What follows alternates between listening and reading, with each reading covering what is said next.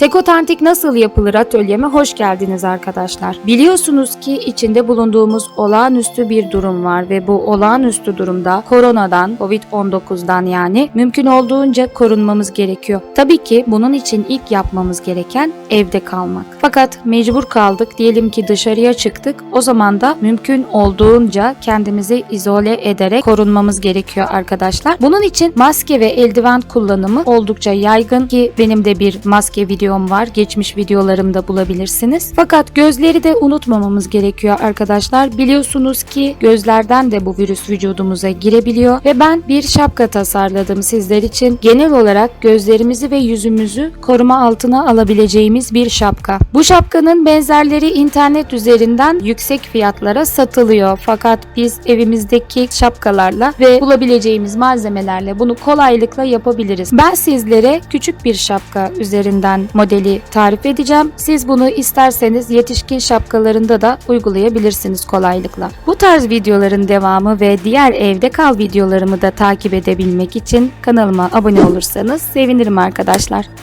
Kullandığımız herhangi bir şapkaya bu yöntemi kolaylıkla uygulayabiliriz.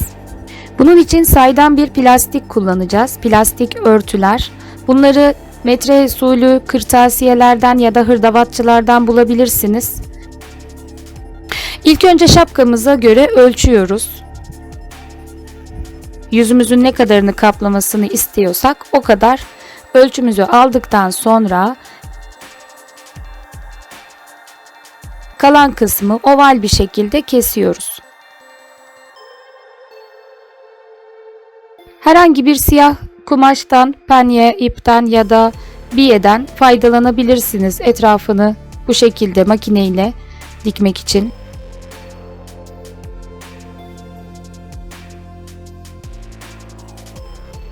Biyeyi bulamazsanız biyesiz de kullanabilirsiniz.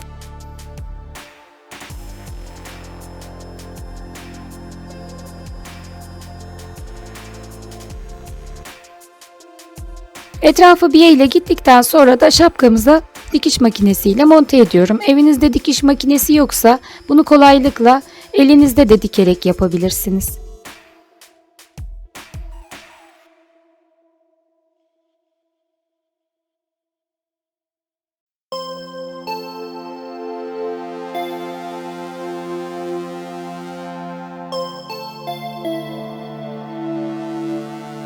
Şapkayı her kullanımınızda yıkamanızı ve özellikle bu saydam kısmı da sterilize etmenizi tavsiye ediyorum. Eğer bu fikri beğendiyseniz kanalıma abone olmayı ve videoma bir beğeni bırakmayı unutmayın arkadaşlar. Diğer sanatsal paylaşımlarımla da evde kalırken sizlerle olmayı diliyorum.